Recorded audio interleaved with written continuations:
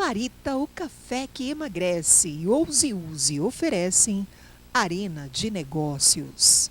E o Arena de Negócios dessa semana vai falar de um assunto que mexeu com a cabeça do trabalhador brasileiro, a reforma trabalhista. Para esclarecer esse assunto, nós vamos receber a juíza da 5ª Vara do Trabalho aqui de Ribeirão Preto, a doutora Márcia Mendes. Então é hora de concentração total, porque o Arena de Negócios já começou.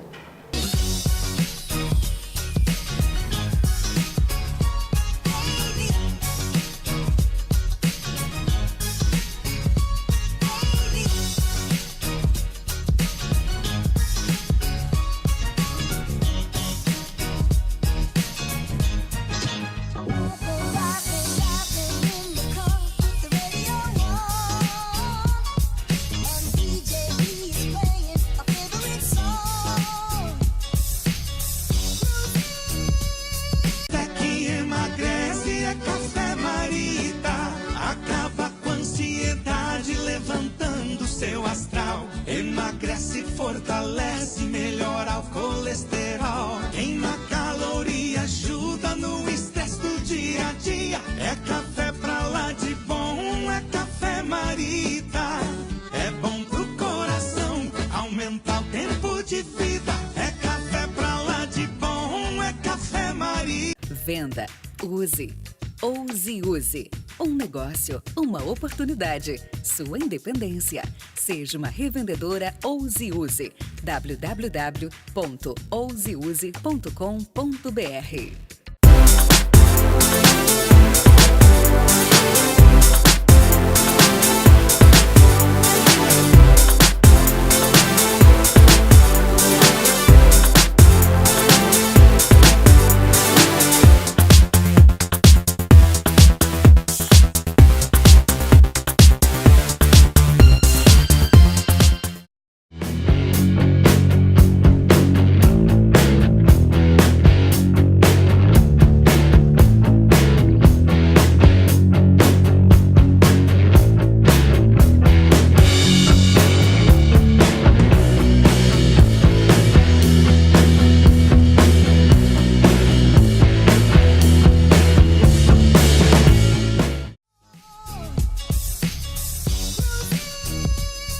E o Arena de Negócios dessa semana vai trazer um assunto muito sério que mexeu com a vida de muitos brasileiros e aí gerou muitas interrogações, a reforma trabalhista.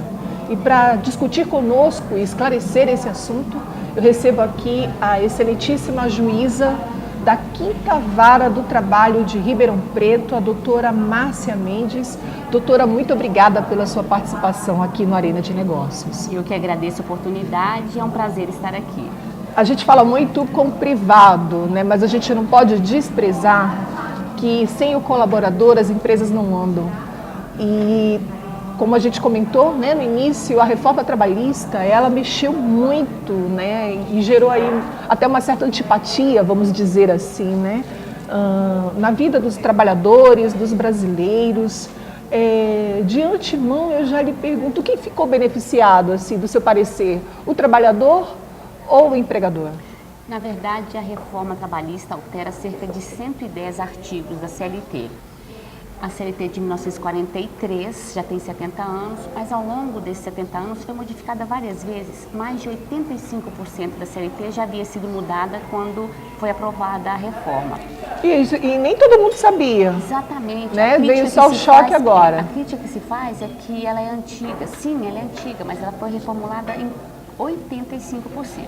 A ideia seria modernizar a CLT para facilitar a vida do empregador e retiraria direitos importantes dos trabalhadores. Acontece que, é fato, vários direitos importantes foram tirados dos trabalhadores, mas vai ter um efeito ruim também para o empregador, porque quando reduzo o poder de compra do empregado, eu acabo prejudicando a economia e com isso eu acabo prejudicando também o empregador. Penso que a reforma trabalhista é ruim para os dois polos do contrato. Em primeiro plano, imediatamente para o empregador, que perde vários direitos, e em segundo plano, a médio prazo, para o próprio empregador e, no final, para a economia de todo o país. Eu penso que os efeitos da reforma trabalhista na medida que já foi experimentado em outros países do mundo, não organizou a economia, não aqueceu a economia, ao contrário, causou efeito inverso. Excelência, eu queria que a senhora comentasse sobre quais foram os principais, né, choques correlacionados a perdas, né, que a gente vai sentir ainda aí para frente. O resultado da reforma só vai ser sentido na prática daqui a alguns meses, porque será quando essas pessoas atingidas pela reforma forem dispensadas e entrarem com ação na justiça. Então, o efeito não é imediato, mas vou te dizer alguns exemplos. Hoje, a jornada de trabalho é de no máximo 8 horas por dia. Alguns trabalhadores trabalham muito menos e no máximo 8 horas. O empregador pode exigir do empregado 2 horas extras, portanto, 10 horas por dia no máximo. Com a reforma, eu posso pedir do meu empregado 12 horas e não 10 por dia. Hoje, o empregado precisa ter no mínimo 1 hora de intervalo. Com a reforma, esse intervalo de 1 hora é reduzido para metade, 30 minutos. Numa cidade do tamanho de Ribeirão Preto, quase ninguém vai poder almoçar em casa. Bom, aumenta aí o gasto com a alimentação fora de casa do trabalhador. Outro ponto que eu entendo muito importante é que hoje a mulher que engravida não pode trabalhar em determinadas funções que possam causar prejuízo físico ou cognitivo para o feto. E essa limitação foi derrubada com a reforma. Então a mulher grávida hoje, se trabalhar em ambiente insalubre, pode continuar trabalhando, aquele direito que ela tinha de ser remanejada acabou. Outra coisa muito importante que os trabalhadores perderam é que agora o contrato não precisa mais remunerar o empregado por mês, integralmente por mês. Agora o empregador pode remunerar o empregado pelas exatas horas em que ele estiver produzindo. De forma que num jornal eu posso ganhar apenas pelas horas que eu estiver redigindo uma matéria. No hospital eu posso ganhar apenas pelas horas que estiver fazendo a cirurgia. Esta é uma modalidade de contrato de trabalho chamado intermitente. Quer dizer, eu fico na minha casa, fico fazendo outras coisas e o empregador me chama na hora que a demanda aparecer. Esta é, para mim, a alteração que mais prejudica os dois polos. Porque, claro que o empregado, não sabendo que vai contar com o salário fixo no fim do mês, vai deixar de adquirir, vai deixar de comprar coisas. E o empregador também vai ser prejudicado porque a economia vai refluir. Uma coisa é eu ter um salário de 3 mil por mês e saber que todo final de mês eu conto com aquilo. Daí eu coloco meu filho na escola que esse salário comporta, eu faço supermercado de acordo com esse salário comporta, adquiro bens. Agora é possível que eu não tenha mais um salário fixo por mês, que eu vou ganhar pelas horas efetivamente trabalhadas. E sem saber o que vou ganhar no fim do mês, é evidente que eu não vou comprar, não vou consumir. Com certeza. E com relação aos outros critérios, tipo FGTS, férias, eu gostaria que a senhora fosse assim, clara, né? Simples e clara, no que podemos esclarecer para quem nos acompanha. Sobre as férias. As férias hoje, são um período de até 30 dias que o empregado tem para repousar. Por que isso? Porque a Organização Mundial da Saúde estudou que depois de 12 meses de trabalho, se você não faz um repouso longo, você não se repara, não se refaz da fadiga, nem física e nem mental que decorre do trabalho. Daí a Organização Mundial da Saúde estudou que prazo é esse? 30 dias, que pode ser dividido por no máximo 2. A reforma, desconsiderando esse estudo médico que é historicamente feito, permite que as férias sejam parceladas em 3 períodos. Então, insuficientes para essa reposição. Descanso. Então, a Organização Mundial da Saúde já estudou, só 10 dias são insuficientes, mas a reforma vem alterando e também permite, a CLT antiga não permite que sejam fracionadas, divididas as férias para quem não tem 18 anos. E agora essa proibição também cai por terra, o adolescente que trabalha também vai poder ter as férias partilhadas. Nós vamos para um rápido intervalo e na sequência voltamos com todos ainda recebendo aqui a excelentíssima juíza da 5ª Vara do Trabalho de Ribeirão Preto para falar sobre a reforma trabalhista. Voltamos já já. Até que emagrece é Café Marita. Acaba com a ansiedade, levantando seu astral. Emagrece, fortalece, melhora o colesterol. Queima caloria, ajuda no estresse do dia a dia. É café pra lá de bom, é Café Marita. É bom pro coração, aumenta o tempo de vida. É café pra lá de bom, é Café Marita. Venda, use, use. Um negócio, uma oportunidade. Sua independência. Seja uma revendedora Use. www.ouseuse.com.br.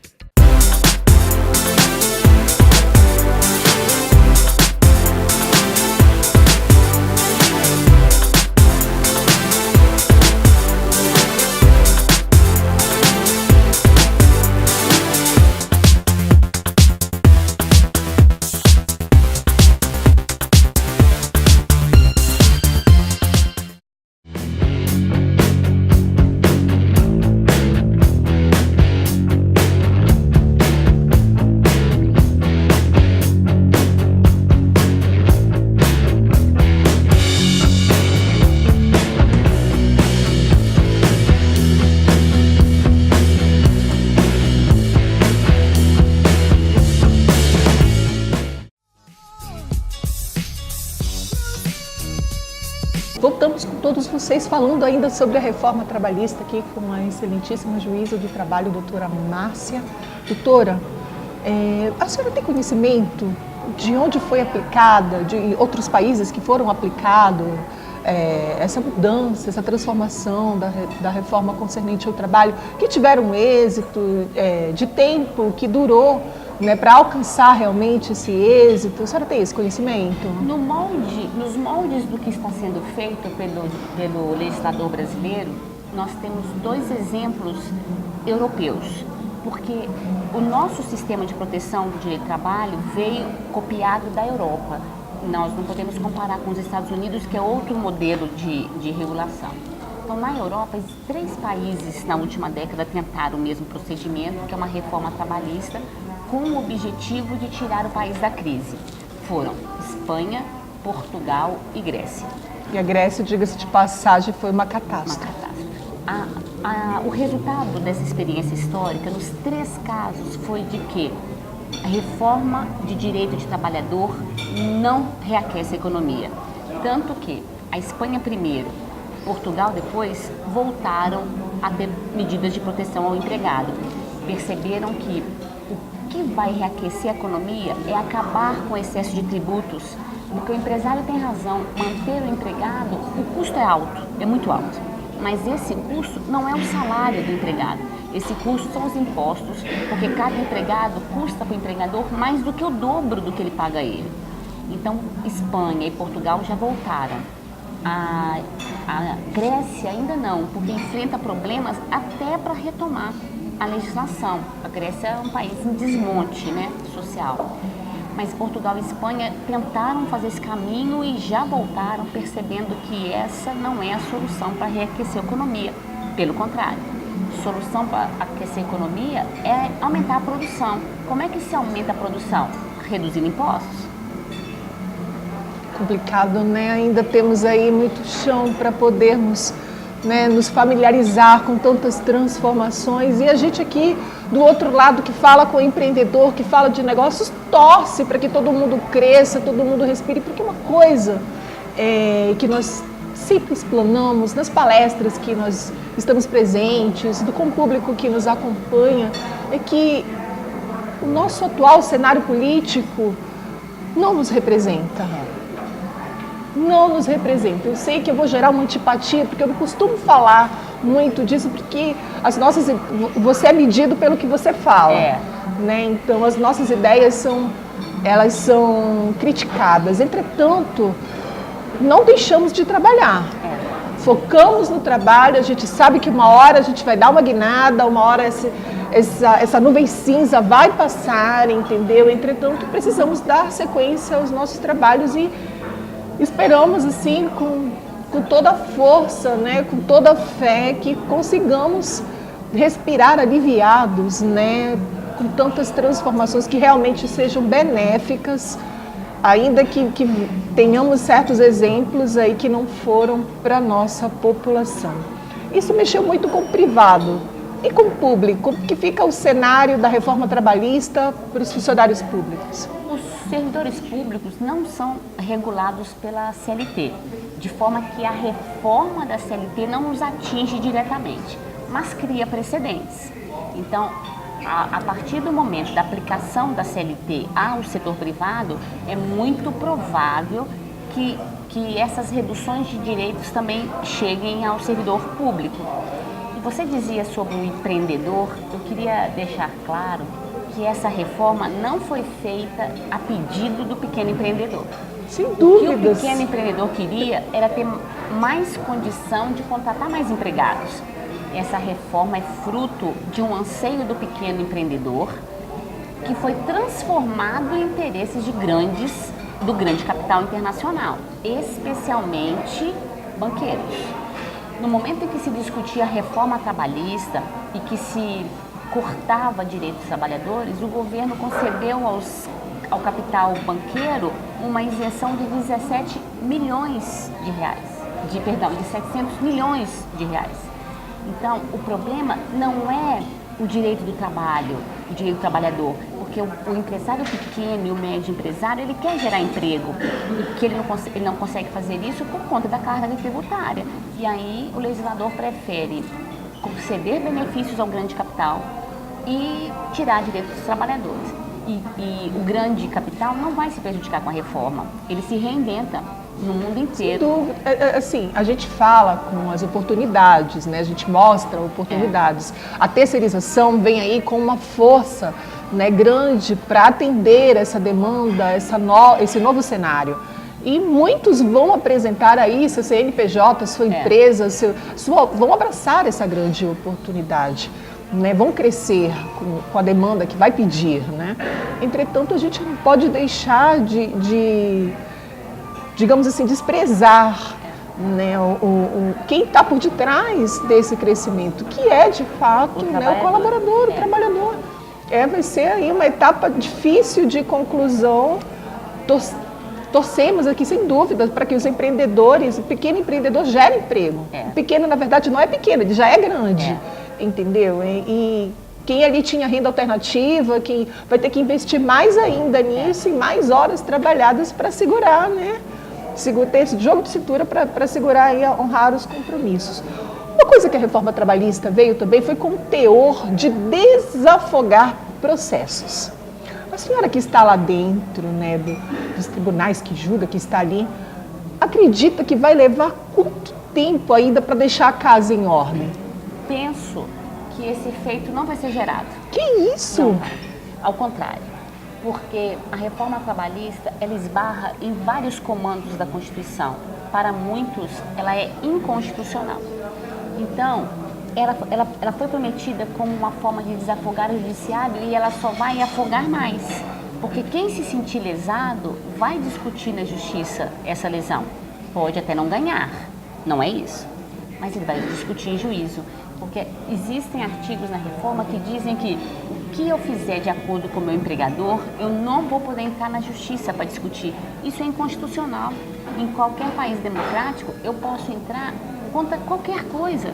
Se eu perder, eu pago custas, eu pago advogado da parte contrária, eu tenho sanções processuais. Mas em nenhum país democrático do mundo eu posso escrever que a pessoa não pode entrar na justiça. Pode entrar. E arca com os resultados da improcedência, do insucesso do seu pedido. E a nossa reforma trabalhista diz isso mais de uma vez. Eu penso que esse efeito não vai vir. As ações vão continuar desta dimensão ou maior. E o que vai acontecer, o que possivelmente pode acontecer, é ter mais improcedências dos pedidos. Ele pedir uma coisa que a reforma já não concede, e aí ele vai perder esse pedido. Mas o direito de acionar o judiciário e com isso encher ainda mais as nossas caixas de processo, esse efeito prometido foi um engodo, isso não vai acontecer. Nossa, e eu esperando números, né? Não. E eu esperando, porque para comentar dos números da nossa região, sabendo que a nossa região é grande, né, em tempos, imagina a nível país, Brasil. A ideia é que vai ter um aumento de 18% no acionamento de ações. Então, a reforma prometeu uma coisa que ela não vai conseguir dar. Então, se o empresário prometeu para o empresário que o senhor agora não vai ter ação na justiça, isso não é verdade. O que pode acontecer? Alguns direitos foram subtraídos, a pessoa que entrar com esse processo pedindo esse direito subtraído vai perder. Mas o empresário vai continuar tendo que contratar um advogado, tendo que entrar na justiça, porque não é certo e nem constitucional que você impeça alguém de achar que tendo um direito, achando que tendo um direito, busque no judiciário a resposta se tem ou não tem. Complicado, né? Excelência, o Arena de Negócios está chegando nos seus instantes finais e vai agradecendo aqui sua participação no nosso programa. Aguardamos recebê-la em outras, né, oportunidades. Eu gostaria que Vossa Excelência deixasse para a gente suas considerações finais. Eu primeiro agradeço muito o convite, penso que é um momento muito importante de se discutir isso. A reforma altera cerca de 100 artigos da CLT, nós precisamos mesmo conversar sobre eles. Eu estou à disposição, esse não é o fim de um debate que ainda vai se arrastar por meses. Eu estou à disposição e virei debatê-lo quantas vezes for convidada. Muito obrigada.